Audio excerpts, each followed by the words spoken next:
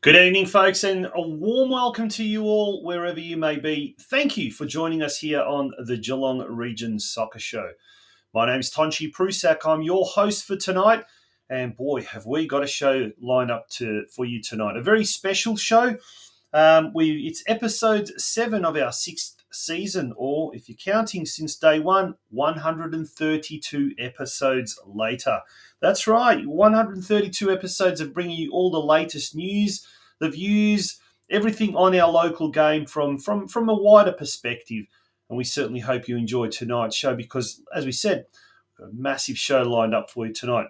Who's on the show tonight? Well, we'll be hearing from the Geelong Region Football Committee Chair, Mike McKINSTRY, the Regional Development Coordinator at Football Victoria, Simon Wrench. We'll also be joined a little bit later on by Steve GINOSKI, who is now, I'm told, the former Football Operations Director at Geelong Soccer Club, but he still has finger in the pie, so to speak. But he'll be also talking to us about a former teammate of his back from the old Geelong City days when they played in the National Youth League Southern Division. That's going back a long, long time.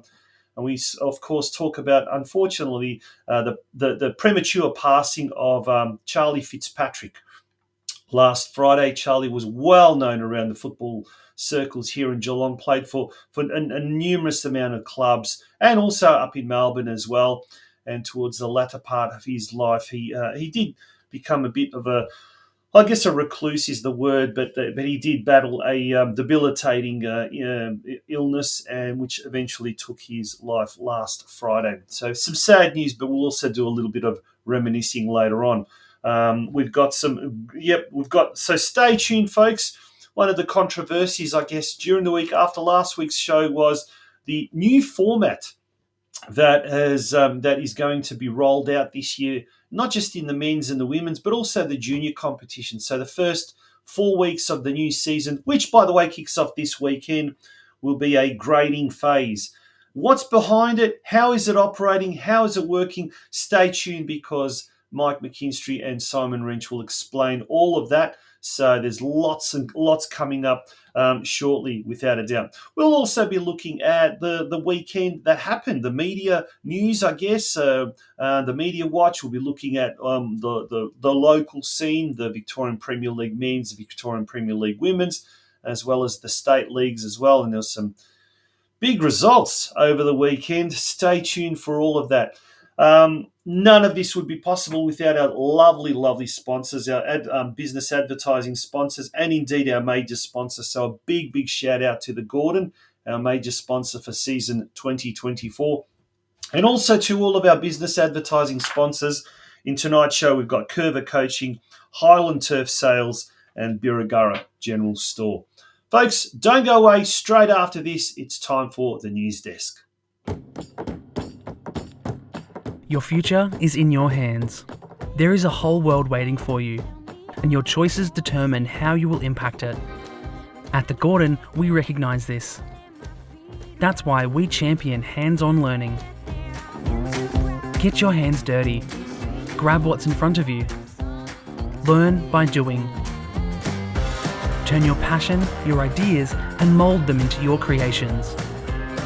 You'll be supported the entire way. You'll grow your skills in small classes, guided by teachers who are industry experts. You'll learn in state-of-the-art facilities or out in a real-world workplace setting. Your hands-on experience will increase your understanding and put you ahead of your university peers. You'll graduate work ready, and you'll graduate sooner, with a huge range of qualifications to choose from and support services to enable your success. Now is the time to continue your learning journey. At the Gordon, your future is in your hands.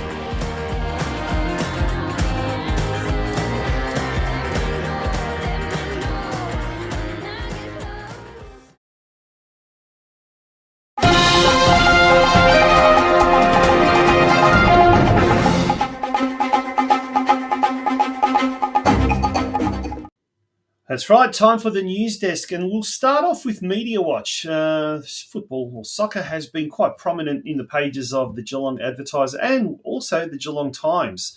So if we have a look at last Friday and last Saturday's editions, first of all, in the Friday edition, it was a preview of the big Surfside Waves versus Lara United game. There was a big clash, expected to be a big clash, and it turned out to be a very close contest.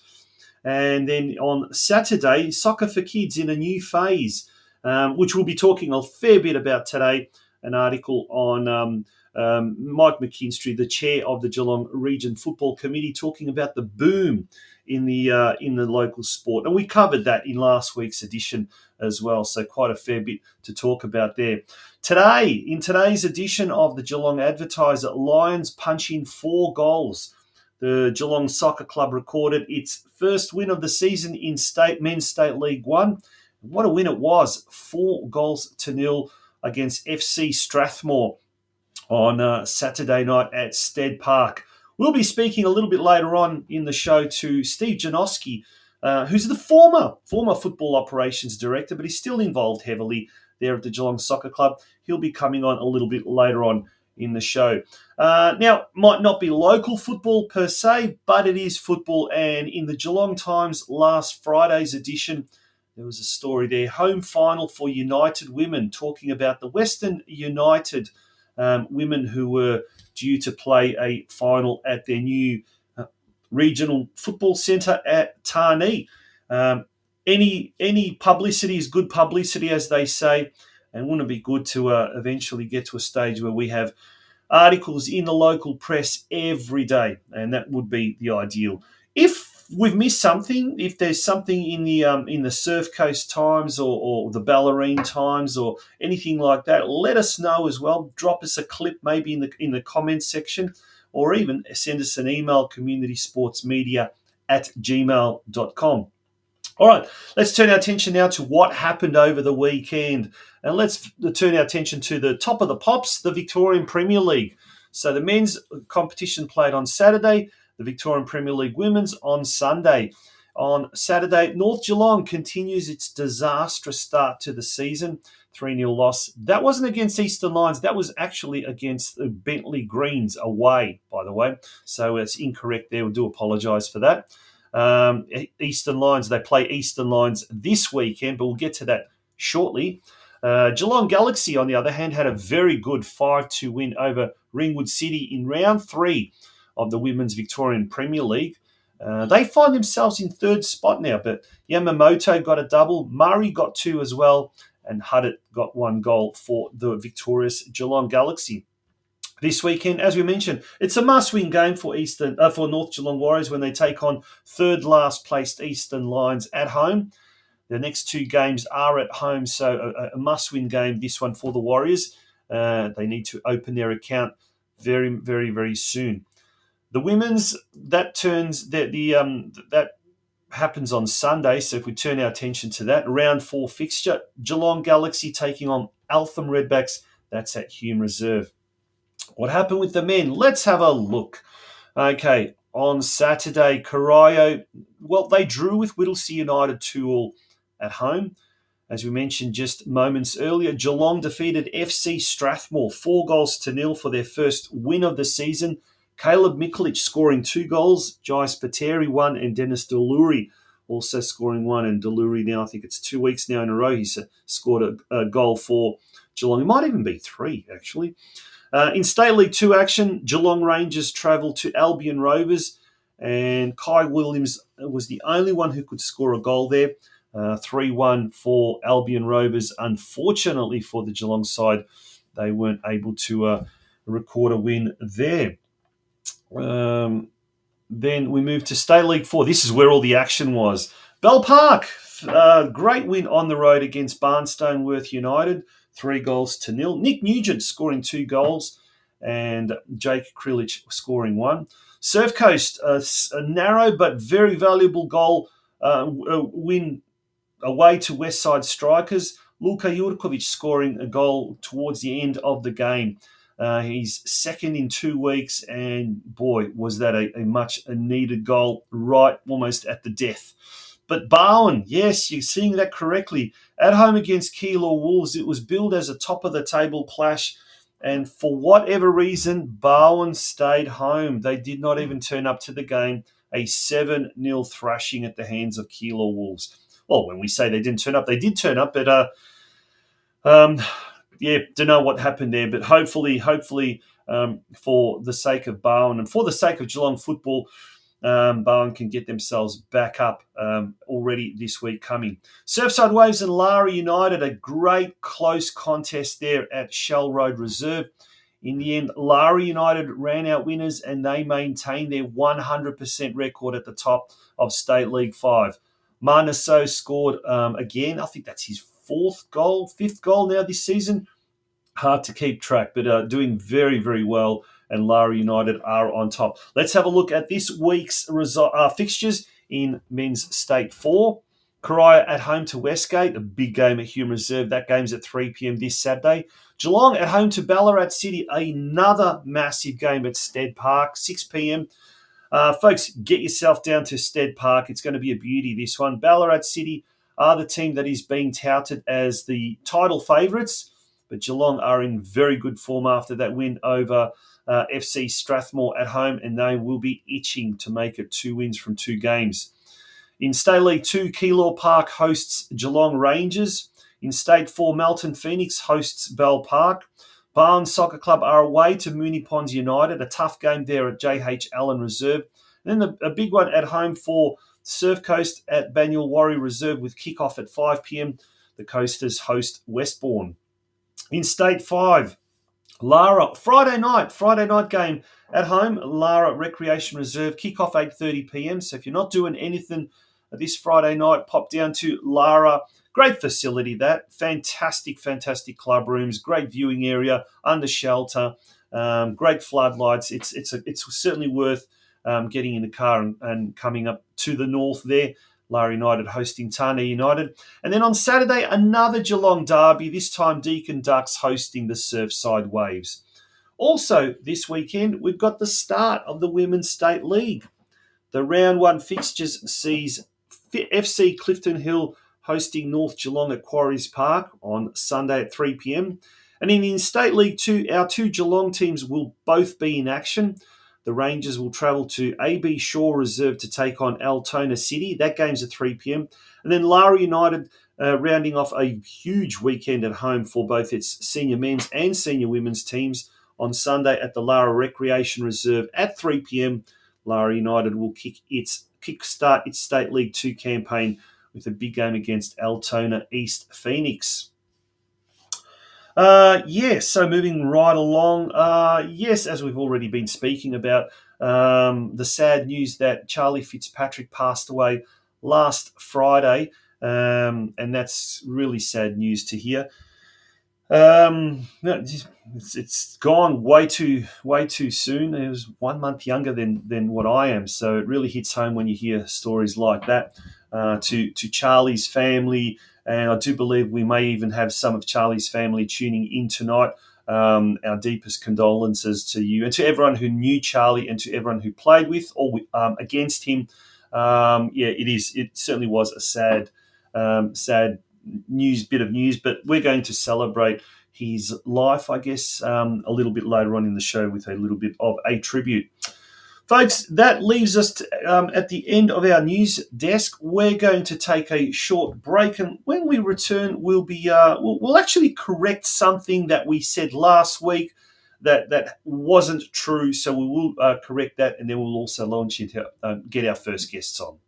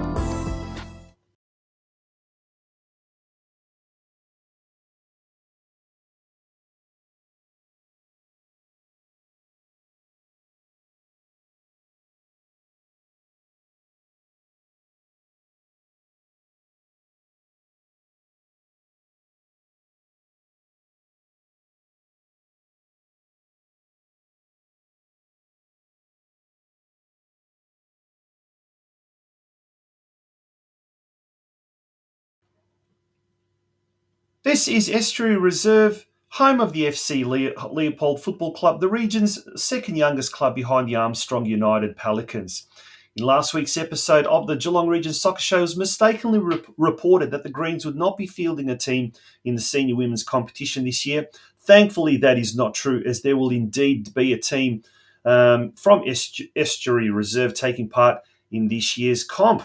That means there will be a total of 19, not 18 senior women's teams in the Geelong region. So if we have a look at the makeup of the women's competition, Group A has 6 teams, Group B has 6 teams, and Group C has, there you go, Group C has 7 teams. So FC Leopold are in fact taking part. So we're really, really happy to hear about that. And I guess one of the problems of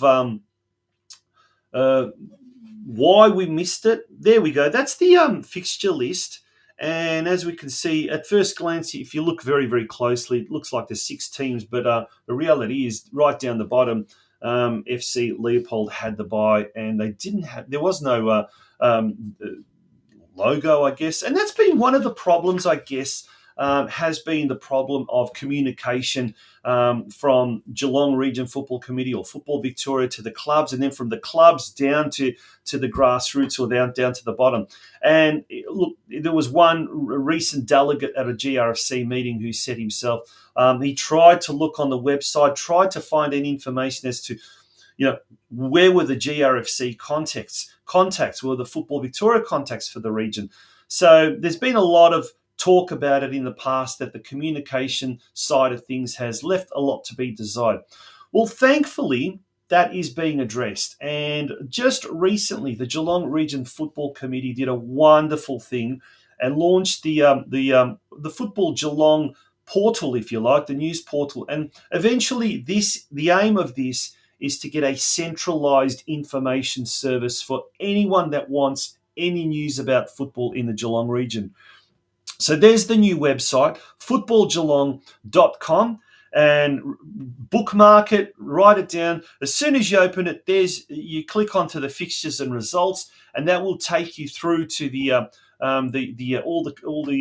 My Game Day app, which has all the information, all the fixtures, all the ladders, all of that. Plus, if you scroll right up the very top, there's clubs, contacts for each of the clubs. So thankfully, something is being done to address all this, and that's couldn't come any sooner. But that's great news, and we do sometimes criticise both Geelong Region Football Committee and Football Victoria, but in this particular instance, things are starting to move in a very good direction. Well, earlier today, I caught up with Mike McKINSTRY. He's the chairman of the Geelong Region Football Committee, and also Simon Wrench, who is the recently appointed Regional Development Coordinator at Football Victoria. Let's hear what both of the gentlemen had to say in this rather extensive interview about everything that involves football in Geelong. Well, we're here at Shell Road Reserve in Ocean Grove on a Monday afternoon, believe it or not.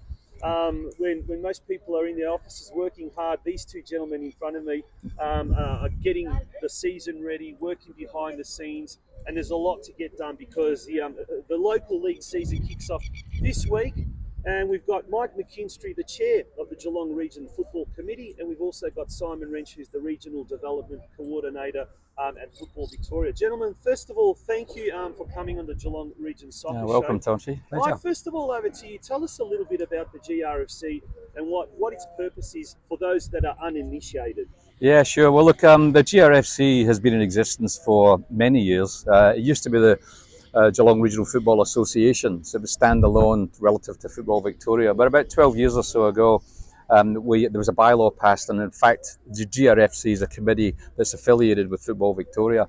So I guess what we try and do is coordinate things with all the presidents of the clubs, the representatives of all the clubs, the 20 plus clubs locally. And a lot of it is also advocacy and strategy. And we work very hand in glove with Football Victoria.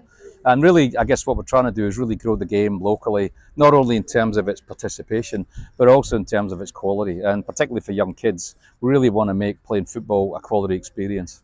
Now you deal not only with Football Victoria, you deal with various tiers of government as well, particularly local council as well.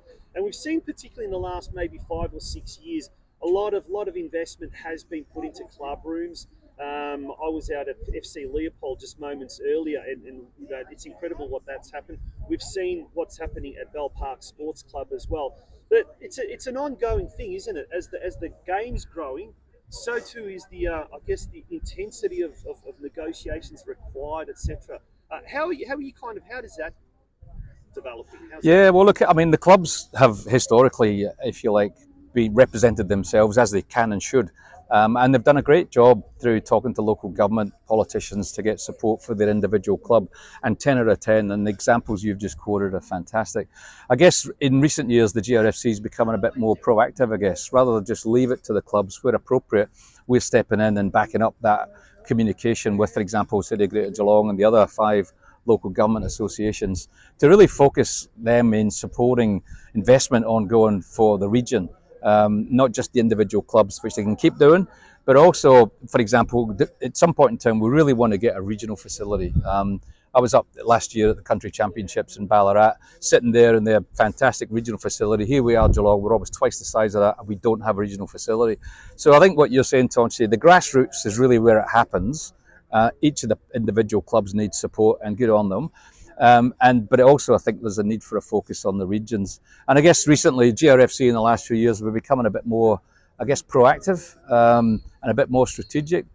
So although we're here at Surfside Waves, there's a plan for Surfside Waves to move. Simon and I personally have been involved directly with the council in assisting Craig and the Surfside Wave team to try and ensure they've got adequate investment for the future. So we are becoming more active and more proactive. And we've also launched a G21 strategy, as it's called, that's now been adopted by all the councils. So it's all beginning to come together. Excellent. We've also got Simon Wrench here. Simon, you've been appointed the Regional Development Coordinator for this area, and in fact the wider area of Geelong. First of all, Simon, thank you for coming on the Geelong Region Soccer Show podcast. But tell us about your role and also a little bit about your background, because you've been heavily involved in grassroots football in the past. Yeah, being local, it's been an interesting journey for myself. But in response to all the challenges and the incredible growth we're seeing in the region and the needs of the clubs and the work we can do to support the facility development, the growth of the game, the pathways for the juniors and seniors, and working hand in glove with Mike, Football Victoria created a role where it was mostly, my role now is around advocacy, strategy and direction, working hand in glove with the clubs. So it's very much clubs focused. It's like working with the clubs, working with the committees, working with the coaches, working with their desires and strategic plans for the future. For me, it's been an interesting journey because I was a president of a club for nearly 7 years. I've been a player, I've been a coach. I'm still coaching, I'm still supporting junior development and talent creation, and so it just kind of felt nice to be able to get a role that kind of marries sort of my background in business and consulting for over 30 years, the game itself, and then being able to work with the likes of Mike strategically in the clubs and then grow the game locally. Yeah, brilliant. Now, gents, I guess we talk about Mike, first of all, to you. In last week's Geelong Advertiser, there was a great article about the boom in local football, and I guess some of the numbers are outstanding. Like the juniors, the boys division has increased, overall boys division by 30%. The girls even more so by 32%. Yep. Senior women's has increased from 15 to 19 teams, and in the intro we talked about FC Leopold, which we failed which we omitted last week. But that with that huge growth, with that incredible growth, comes a lot of growing pains, I guess. And one of the things that Football Victoria has often been, I guess, criticised in the past is the competition structure. Now this year we've got a very unique competition structure that seems to address all those problems. Let's talk about that. First of all, let's talk about the senior men's and the senior women's. How did that all come about? And tell us a little bit about the competition structure for this year. Yeah, well, look, I mean, some of the people watching the show might know historically how it operated. Effectively, every year. Clubs went through the process of, player registrations and then working out the number of teams they're going to have, and then submitting all that to Football Victoria competitions. That was all consolidated from around the region. And then, let's be honest, Football Victoria tried to do a good job and then coming back with a competition structure that made it work. And it was all sometimes a little bit last minute when it all comes together. Sometimes teams pull out, you had to redo the structure. There's a lot of feedback we picked up from the clubs that said, look, we need to do something different. So what we did this year is we actually said, well, before we just pile it all into Football Victoria, why don't we as the GRFC and reps from all the clubs come up with a structure that we think is going to work and then propose that to FV. So iron out all the bugs, particularly both at the adult level and at the junior level, because one of the bits of feedback at the junior level is that you don't want to have, and I've talked about this previously, kids walking out and winning 10-0. The kids that are winning 10-0, frankly, aren't learning anything. It's a walk in the park for them. And equally, the ones that are getting beat 10-0 are just demoralised. They're not learning anything either. So we want to equalise the structure. So we've done a grading system, which we're applying this year to both the adults and the kids. And that way you can have like an under 12A, under 12B. So if you've got younger kids that don't quite make it through to that full next level step up, and then, in fact, with this year, we've actually gone the other way. We've gone under 11, 13, 15, and 17. So it's the odd numbers. And that way, because we've got A and B, then we can grade the kids. They get a much better football experience. And then next year, maybe if they haven't quite made it through the B, they can maybe next year move it up to the A. And a lot of that was in response to feedback from the clubs saying, look, we really need to do something different. So we just bit the bullet and said, right, let's just take responsibility for this as a group involved in the clubs and propose it to FV. And that's what we've done. Yeah, brilliant. Simon, you've played at senior level. You're coaching, as you said, you're still coaching. You've been a club president at Barnhead's soccer club in the past as well, and now you're an administrator, football administrator. So you're very probably the perfect person to comment on this. What's your take on the senior men's and the senior women's adopting, well, let's call it a World Cup style format in the grading phase? And then, first of all, let's talk about that. I think I think I'll go back to Mike's point before. How we came to this point was an incredibly encouraging collaboration process between the clubs, FV and the Geelong Regional Football Committee just coming together to look at what were the needs of the actual competition and where there were sort of shortcomings and the like in the past. And one of the biggest key themes that kept coming out was consistency and predictability of what the competition could be. And that was all the way through from seniors through to juniors, and for clubs to be able to plan appropriately. So we had 3 or 4 workshops, and they were incredibly good workshops. I felt really privileged to be there and listen to the club's needs and then be able to say, how do we form this together into a system that actually creates that consistency, predictability, and an evenness in the competition? That's where the grading idea came about. And it's right. The idea is to encourage 4 rounds of grading, and we have it in like a World Cup format. And then for the first year, it's a nomination process, but the subsequent years from there will be based on their final placings from the previous year. And then those will enter those different pools each year. And we have 4 games. They'll be playing different group teams from different levels. And then it gives us a really good picture of where those individual teams are at on a yearly basis. Yep. Where in the past, it relied on nomination and I've lost 5, 10 players, so I really just want to go Division 3 now, where now they can be graded appropriately and they may actually be better than they think they are, then maybe they are right. They will end up in the right place and playing at the right level and getting the right experience. Well, what's been the initial reaction from clubs, from maybe players? I know after last week's show we had a couple of comments on the in the chat lines and things like that, but obviously people maybe weren't in the know, and this is a good opportunity to kind of educate them. But what's been the general sort of consensus now that we've had the fixtures released for about a week or so? Yeah, I've had some very positive feedback, Tonchi. I feel the clubs are and the individual, any change, people have to take a little while to get used to a new format. But I think once it's explained in terms of the intentions behind the new format, how it came about with the collaboration of all the clubs, presidents, coaches, developers, development staff in those clubs, it allows us now to have a competition that is more stable, more predictable, and especially when we start thinking about men's, women's, and men's seniors and women, we really wanted a consistency in, say, that Division 1, Division 2, where we always have a set number of teams. They're all appropriately graded, so they're always going to be competitive. And we're going to have no blowout games, so it's a much more enjoyable product for the individuals to be playing and coaching on. And so for me, that was the overall response has been very positive, because they're still getting the same amount of football. They're just going to come out and now see the fact that they're going to be playing competitively each week, and they're going to be challenged each week. Yeah, no, awesome.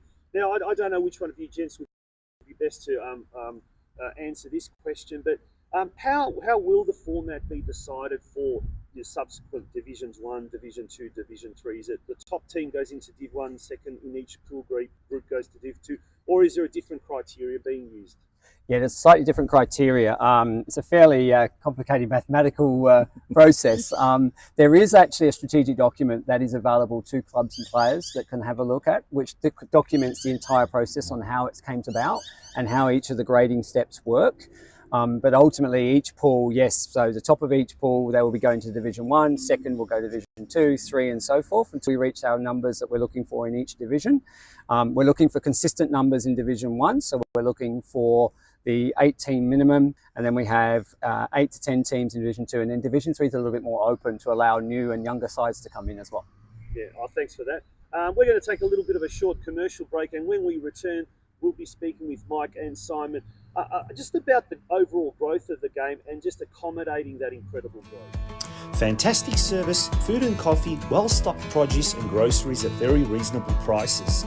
5 stars for the coffee served, beautifully made latte, everything you need in this wonderful little shop. Staff are always friendly and helpful, an absolute treasure to the community. These are just some of the glowing comments of praise by both regular and first-time customers of the iconic Birregurra General Store. The De Kunto family, well known in Geelong football circles, has run the iconic Country General Store since 2020, and apart from providing top quality service, they, along with their extremely pleasant and friendly staff, make sure that everything you could possibly need is well stocked and always available. Located at 59 to 61 Main Street in Birregurra and open all 7 days a week, the Birregurra General Store is open from 6 a.m. each weekday and 7 a.m. on weekends. If in Birregurra, pop in and say hello to Steve and Angus. Okay, we're back here at Shell Road Reserve. I'm speaking with GRFC Chairman Mike McKINSTRY and Football Victoria Regional Development Coordinator Simon Wrench. And there's a reason, gentlemen, why we're here on a Monday afternoon, and it's a beautiful sunny Monday afternoon. But you guys are moving goals around for the Mini Roos, which starts this year. Well, some of us were. He wasn't. I just came in for the glory. Mike, that's something we haven't really talked about, the growth of the game. We talked about the seniors, that's fantastic. We talked about the juniors, incredible. But the Mini Roos is another element that's just growing exponentially. Absolutely. I mean, across the board, I mean, in broad terms, the numbers you quoted earlier, 30 in the boys and 32 in the girls, so roughly 30% growth in the game.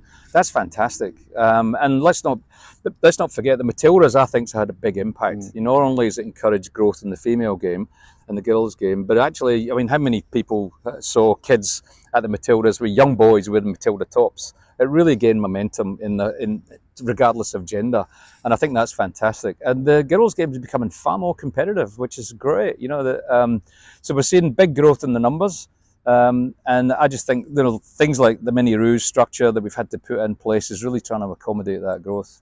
And the reason why I'm doing goals this morning, we've just been carting them all around and assembling them, is we're trying to take the burden off the clubs to make it easy, where we've got the hub system where it goes from one hub over 2 weeks in a row, and then it goes to another one, and that way it's like a little mini competition. And part of the logic for that was to make it a bit of a vibrant environment for families to come along and really enjoy. But the other thing, to be honest with you, was part of the design was to allow the clubs to then get a bit of income, so they can open up and sell pies, chips, whatever, and they'll have much more income coming in rather than normal home and away structure. So there's been a lot of thought going on. We reintroduced it last year. There was a few bugs that we ironed out, and we're putting it back in place this year. But overwhelmingly, the feedback we've had from families is very, very positive. Now, Simon, I guess back in the day when you were president of Barwon Soccer Club, the Mini Roos hubs, they were all encompassing. So they had the under-7s, the under-9s, under-11s, all under one spot. It was a big gala, but slowly it became too big. The under-11s started breaking off. And now we've got to a stage where it's just absolutely massive, and we just don't have the manpower, we don't have the facilities to accommodate it all. How's Football Victoria and GRFC and the clubs themselves, how are they preparing for this explosion of growth? Yeah, great question, Tonchi. I think to reiterate Mike's point about the Matildas effect, I think that's had an incredible effect on our mini-roos in all family demographics. Part of my role is also looking at equity to ensure that we are equalising the game and that accessibility and fair access is given to all genders and socioeconomic individuals, so that's really important. But from a perspective of growth, it's quite outstanding.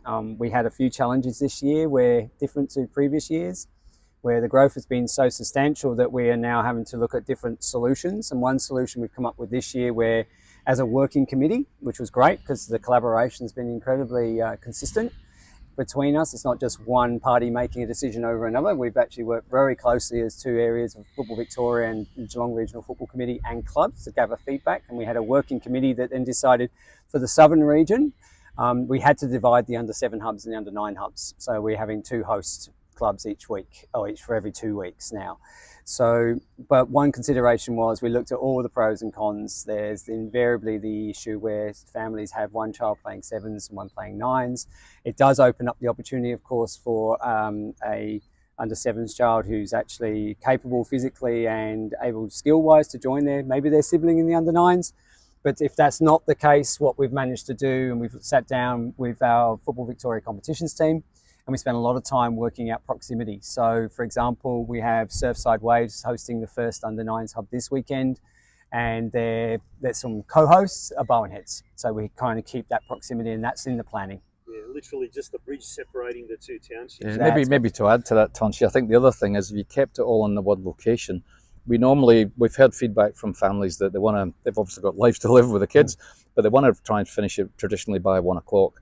If we kept all the hubs and all the age groups in one area, it's probably going to run through till about 3.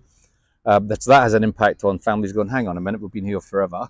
And then the other thing is we then start to domino into the other competitions, including the seniors that start to play at that time.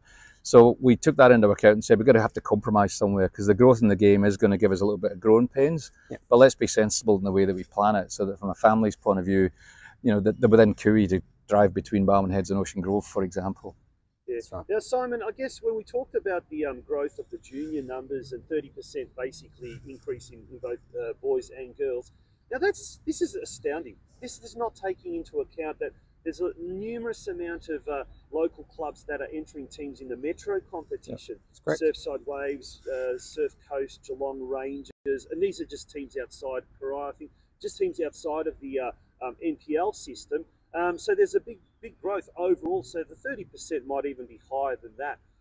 Is this reflective of the situation across Victoria, or is Geelong quite a unique growth area? I think it's fairly reflective, Tonchi, across the entire state at the moment. I don't have all the final numbers, but for talking to my colleagues who do similar roles in different regions, regional growth is phenomenal right now, and especially in the girls' game. It really is driving a lot of change. But yeah, it's very much reflective. There is a high demand for different levels of competition, different opportunities and different formats. So we're also seeing a lot of growth in different formats as well. So your football 7s, your 5v5s, your 3v3s, your Go Soccer Mums. So we've got a lot of social football being happening as well that doesn't get counted into some of those numbers either. So we're sort of having to look to see how we accommodate that growth as well. But it's certainly indicative across the state. Yeah. Mike, so if the growth of the local grassroots sport is so incredible, and we talked about the facilities, particularly at the community clubs, is on the improve, and let's call a spade a spade. It is getting better than definitely. It was maybe 5-6 years ago. The one thing that we do lack is kind of that elite level, and you touched on the regional soccer facility. What about, I mean, we've noticed a lot of I guess private academies that are kind of starting to take things at another level, which is we've got Kerber Coaching, which is one of the show's sponsors. We've got Football Stars Australia. We've got a couple involved, I think, up at Geelong Rangers as well, which is really good, and it's probably filling a gap as far as that elite development. But at the end of the day, it comes back down to facilities, and we've got a great facility at the Leisure Time Centre, but it just seems to be not enough. In that area of elite facility development or facilities, Where are we at with regards to the idea of a regional or a sub-regional facility? Yeah, well, it's not. You might know it's not new news. It's been talked about for quite some time. And certainly, I mentioned about the G21 strategy that we did, and we published that to all local governments, and they've now actually put it to each of their council meetings, and they've adopted it / noted it, whatever the terminology is. So they're aware of the strategy, and contained within that strategy is the opportunity for a regional facility. And there's been a lot of discussion. For example, City Greater Geelong have had it on the agenda for a while. So what their strategy is reinforcing the need for that. The way I sort of view it, I guess, though, is for me, a regional facility is kind of like, a cherry on the cake or icing on the cake. For me, there's not a lot of point in having a bright, shiny facility if all the local facilities are rubbish. So the actual grassroots is, in some ways, where it's important. Bake the cake first and then decorate it with icing. And that's why it's great that, there've been investment. You mentioned examples, Bell Park, etc. Surfside are going to get some investment coming up now as well. I think that's where the action is. However, when you get to a position of the growth that we're at, we need regional facilities so we can run competitions and stuff like that. The country championships we hosted a couple of years ago, it would be lovely to host that in one location and there'd be a showcase for people to come from other parts of regional Victoria and go, gee, Geelong are really kicking it along there. Whereas at the moment we're actually coming from behind. Some of the other regional areas are actually ahead of us in that regard. So I think it's important. But I think the other thing I've talked before about is the difference between that IT analogy about investment in hardware versus software. Facilities is one thing, but I think one of the gaps is actually coaching. And I don't mean coaching kids. The Curva programs and so on are fantastic. Big tick, as you said, that's because there's a gap in the market, if you like. The thing that I think we've got to put more energy in is coaching the coaches. Yeah. Because most people who become a coach, either they do have a soccer football background or they don't. If they don't, then they do the best they can because they might be an AFL guy by background or whatever. And there's a guy who would try to do a bin there, wouldn't he? But so what we're trying to do is really highlight that as an issue that says the strategy is going to be all encompassing and coaching and getting that level up to a point, to some extent, where families don't feel the need to drive up the road to Metro because the standard of quality of the game here locally is at a level that the kids get real enjoyment, they get real development, and families aren't driving all over the place. But if they want to do the Metro, that's fantastic. But we want to raise the quality of the game locally as well to give them choice. So.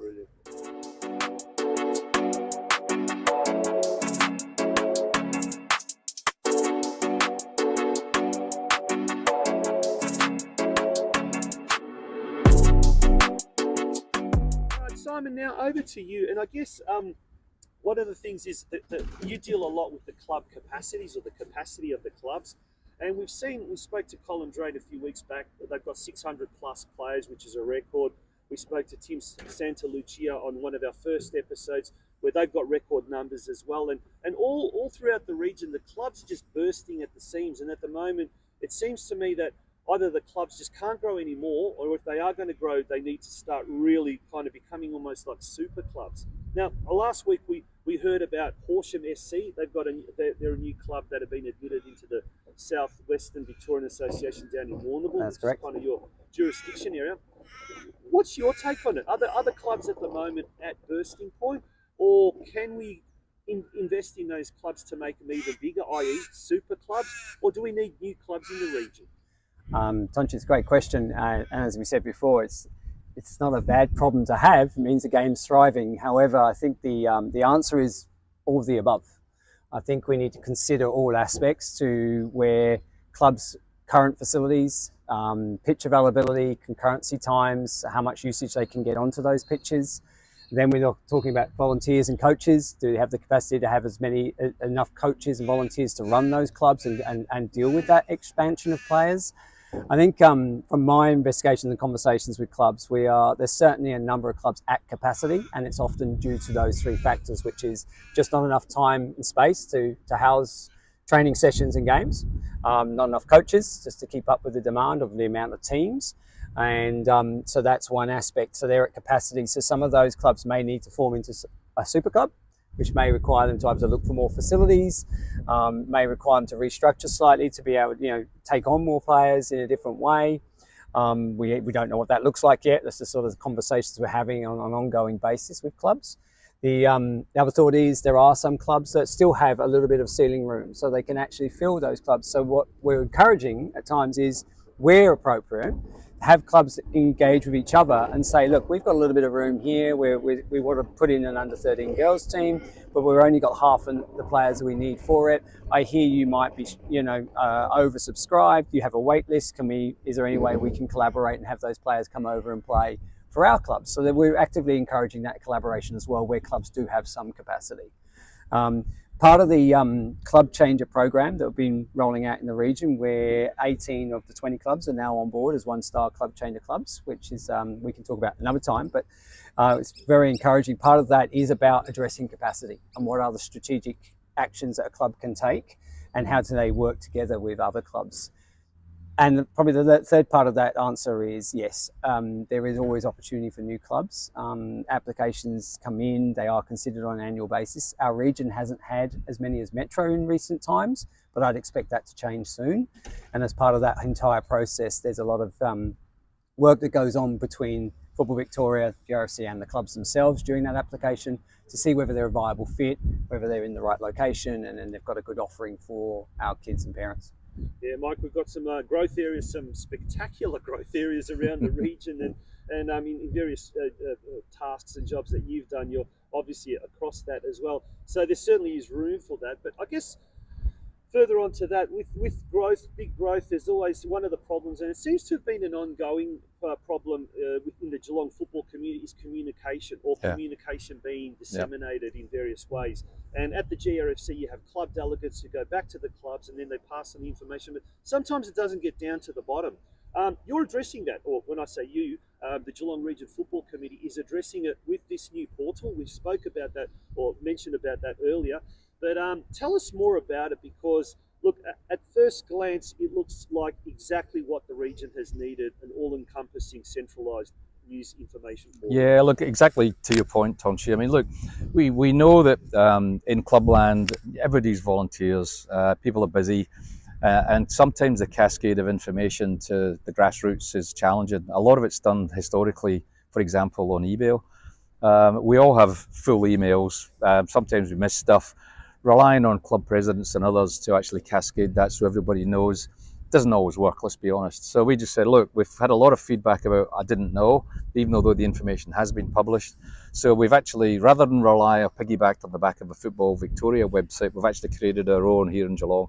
So it's called footballgeelong.com. Simple. You go there, it's a portal, it will actually have everything in there, and it will shoot you off by links through to FV, for example. So we're not recreating things, we're actually using it as a bit of a clearinghouse. So people say, oh, I don't know where to go. Jump in there, footballgeelong.com. There's what I'm looking for. Right, I can now follow a pathway and get an answer that I'm looking for. So that's something that we've just launched, and we will enhance that going forward. And we've also engaged a small organisation here in Geelong to help us with our social media strategy. So we're going to become far more proactive on Facebook, Instagram, etc. And that way we'll be getting information out to people. They can click on, again, footballgeelong.com. It will tell them about the country championships. It will tell them about current events, and it will direct them what's going on with fixtures, and then we can get stories and so on that you've helped with, for example, with the local Addy, etc. So we're really just becoming, I guess, more, frankly, professional and proactive, because if we're going to grow the game like this, then we need to grow the way that we go about handling the game. We can't just do everything by email in the way it used to be done. So we bit the bullet and said, let's grab the bull by the horns and become a lot more professional and proactive. So hopefully over the next few weeks, people will see that beginning to happen. But if you haven't, had a look on footballgeelong.com as a start point, and hopefully you'll see a good start point there for what we want to do going forward. Well, gentlemen, thank you both for your time today. And with the start of the Geelong Region local leagues, the junior competitions, the women's state leagues as well across Geelong and the region, it's going to be a massive year, and we look forward to it. It's going to be exciting times ahead. It will be. Thanks, Tonchi. The world is yours. So work hard, and you can have whatever it is you want.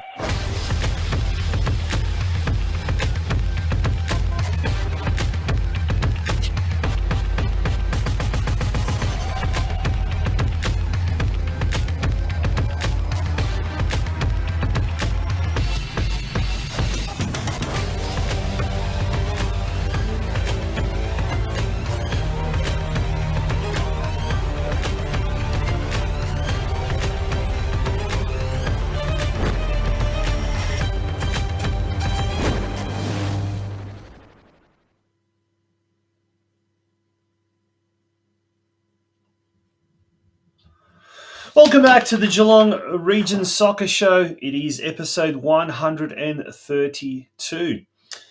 He was described sometimes as enigmatic, mercurial, gangly and uncoordinated, unorthodox. But whichever way you looked at it, CHARLIE FITZPATRICK was one of the best strikers going around at the time. And certainly he was one of those people who was larger than life in many, many ways. And he was like a true Scotsman, very strong, very aggressive, and boy, could he play football, and certainly in the final third. He made such a profound impact on many local clubs, including Geelong Rangers, Geelong City in the National Youth League, Geelong, Corio, St Albans and Green Gully, Melbourne, as well as Altona City, North Geelong, and at the Breakwater Eagles, where he also coached.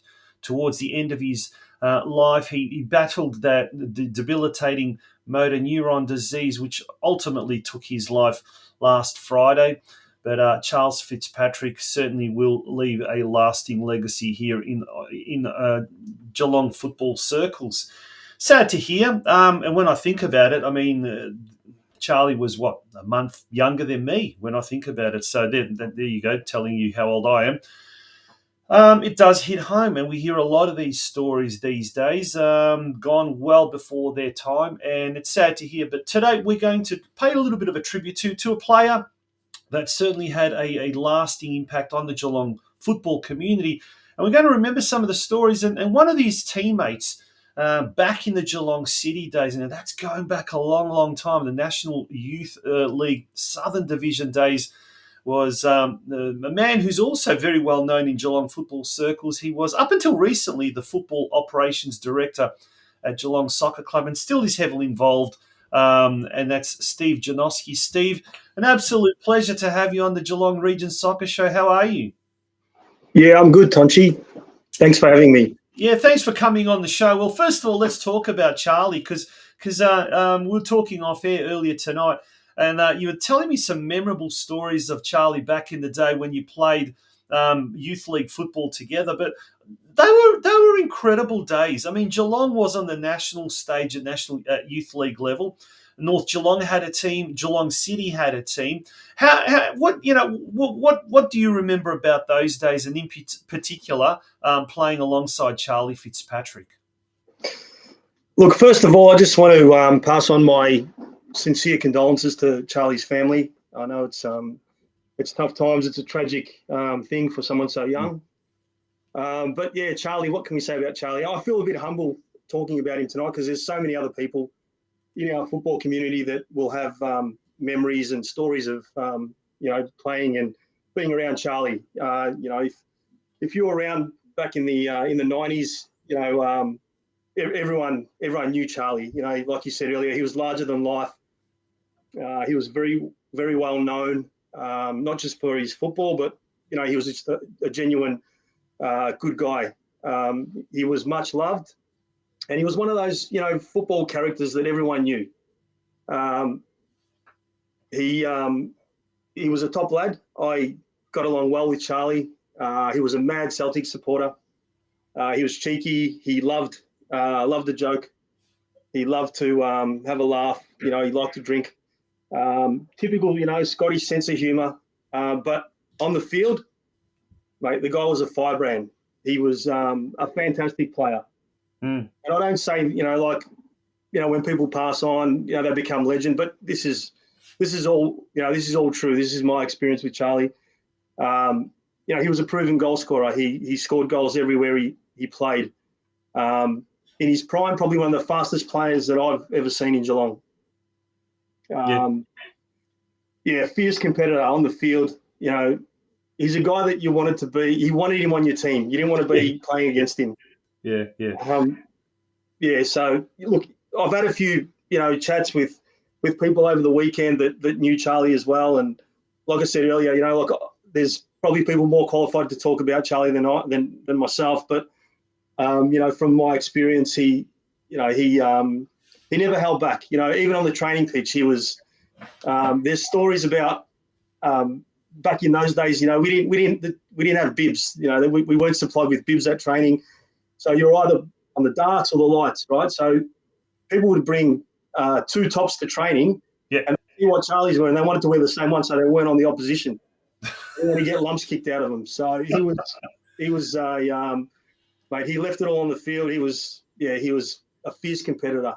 Now, mate, off air, you were telling me this very, very funny story back at the Middle Park, the old home of South Melbourne Hellas, when the Geelong City Youth team took on South Melbourne in the National Youth League. And tell us about that story, because it's an absolute ripper yarn, that one. Yeah, that would have been back probably in 1990, 91. I reckon I was about 15. Charlie's, I reckon, about 3 years older than me, so he would have been 17, 18. And that was back in the days with, Roy Hay, and it was an amazing concept that, Roy Hay, I think, brought to life with having a Geelong representative team playing in the National Youth League. We were playing every second week. We were playing away, and we were playing at, stadiums. We played at, Melbourne Knights. We played at South Melbourne, all the big Victorian stadiums. So we followed Sydney Olympic. So Sydney Olympic were, whenever they played in Melbourne, we'd play before them in the curtain raiser in the under-21s. And this particular day we were playing South Melbourne. It was the big Greek derby, South Melbourne versus Sydney Olympic. There was probably 15,000 people at Middle Park, yeah. And so we were the curtain raisers. So we played our game, and what would normally happen is we'd all stay back and watch the senior game. So what happened was, because there was such a big crowd, Charlie and I were we were watching the game, and then we looked around and the game had finished and there was no one there. Like we got a lift because we were, we didn't have licenses, so we couldn't see anyone. So we're walking around in a bit of a panic. So we got left behind. It was really it was great parenting back in those days. So Charlie and I had to find our way from Middle Park Station to Spencer Street, and then get on a train back to Geelong. So yeah, that was just one of the memories of my days with Charlie. So. There you go. Well, we've got funeral details, and Brendan White, who was very close to Charlie, particularly towards the end of his life there. He did mention that the funeral for the late Charlie will be held this Thursday, 18th of April, at 11 o'clock at Crawford's Funeral Home on Coppards Road. And Brendan did send me a message just before we went to air, and he had this great story, and he'd say, and this is Brendan White talking about this. So effectively, they were playing for Coria. So Charlie, this is Brendan saying, Charlie would pick me up from my house when we played for Coria. He was player coach and got me across from Rangers. We would do our customary drive-through Oppie's. Now, get this, you wouldn't have this happening these days. Oppie's drive-through, which is the bottle shop in North Lane, where the Oppie's Bistro is there. When we had our Melbourne games, drink them on the way to the game to calm the nerves. Like I said, you couldn't get that happening these days. He would sometimes sub himself, so he's the coach, on with busted hamstrings, 15 minutes to go, he'd score 3 and sub himself off before the end, and then complain all the way home he should have had 4 or 5. That's a great story, and I'm sure there's lots of similar type stories like that. So thank you, Gino, for coming on and sharing your experiences with Charlie. But I guess now to modern day, you up until recently were the football operations manager at Geelong Soccer Club, and you still are involved. You're telling me you're still involved. You can't keep a good man down. But on the weekend, mate, a great win, first win of the season under new coach Ante Mordic, 4-0 over FC Strathmore. How was it? How did it must have been a great atmosphere under lights there at Stead Park. Yeah, it was. We've been playing okay. We had a good pre-season. We sort of fell away a little bit, sort of towards this. We lost the cup game, and then sort of our season started. And we probably should have won our first game. Obviously, we didn't get the result in round 1, which was very disappointing. But we had enough chances to win that game. Last week we went across to Sydenham. They're arguably the favourites to win the league.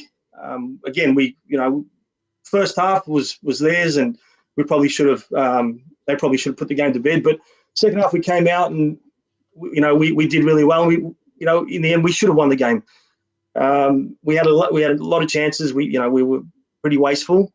So we were a bit disappointed if we took the second half, but we built on that second half last week, and then on Saturday night against Strathmore, it was a really good game for us. We played controlled football, just what Ant has been, the style of football that he's been trying to enforce and to create at our club. The DNA, very very controlled, very possession based. We're playing out the back.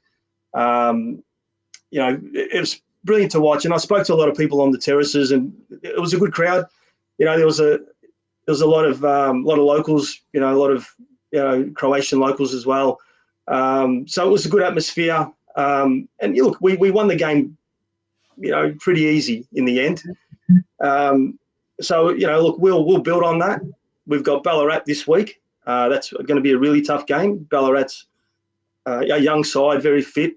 Michael Trigger's got them playing a good brand of football. So, look, it's good signs for us. But we just, the old cliche, you take it 1 week at a time. We're not getting ahead of ourselves. And look, I speak to Auntie a lot, and he's saying, look, we won't hit our straps until probably round 6 or 7. We want to be a difficult side to play against, especially at home. So look, there's a lot to like about what we're doing at the moment. A lot of young boys that are getting opportunities. Guys like Jack McTaggart, who's come through our junior ranks. He's playing regular senior football. He started last week. I think he started round 1 as well. Jed Tanik, Xander Stojanovski is also getting a bit of a run. But it's really good to see. Auntie's putting faith in a lot of the young boys as well. And then we've got our more experienced guys. Dennis Deluri's come back to the club after a few years away. He's getting amongst the goals. Our Italian import, Giovanni Colosi, he's got a couple of goals. We're expecting to see a lot from him. And then obviously Caleb Mikulic, who's our marquee striker, where he got on the score sheet. He scored 2 on Saturday night, which was really good. Look, hopefully we build on that and we try and get a result against Ballarat on Saturday night. Well, I'm looking at the ladder at the moment. Sydenham Park on 7, Westgate on 7, and then Geelong at the moment, Corio in 5th with 5 points, and Geelong 6th with 4 points. So only a win behind the leading mob there. So a victory on the weekend against Ballarat City. Michael Trigger, the old Geelong boy as well. So I'm sure there'll be a lot of motivation there from both ends. But it is a big game. That's 6 o'clock this Saturday. But finally, Steve, to everyone at Geelong Soccer Club, congratulations on the 16s, 16 boys qualifying for Division 1 alongside North Geelong in the Junior Boys National Premier League. That's a first for the club to have a team qualifying to Division 1. So that must be really exciting, and certainly it augurs well for the future of Geelong Soccer Club.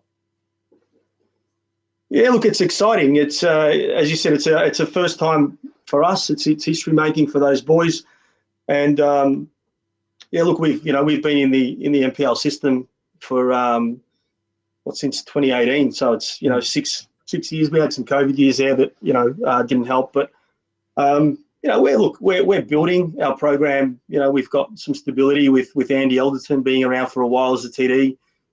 Doing some really good things, good coaches, and it's we've got a lot of our mini roos. We've got a big pool of talent coming through there. So it's it all augurs well for us. But that 16s team, we're very proud of them. We're going to watch them with with eager eyes. So It's great, and it's great for Geelong. North Geelong, two of two regional teams playing. Absolutely. At the top level of their age group. So it's fantastic for our region. It is indeed. Well, Gino, thank you very much for coming on and sharing your little experiences with the late CHARLIE FITZPATRICK, and also giving us an insight into what is happening at the Geelong Soccer Club. Good on you. Thanks, Donchi. Bye-bye. Steve GINOSKI from the Geelong Soccer Club. Now, one last word about that funeral for Charlie Fitzpatrick. That is on this Thursday, 18th of April at 11 o'clock at Crawford's Funeral Home on Coppards Road, Newcombe. And to everyone who has tuned in tonight to that normally doesn't, we hope that you will be tuning in on a regular basis. We will be back next Monday night. Lots of football happening this weekend. Do get out there while the weather's still relatively nice. We haven't hit winter yet, although the nights are starting to get a bit chilly. Do pop out and watch some football wherever you can. There's lots to choose from. Until next Monday night, 8 p.m, my name is Tonchi Prusek, and it has been a pleasure being with you. Good on you. Bye-bye.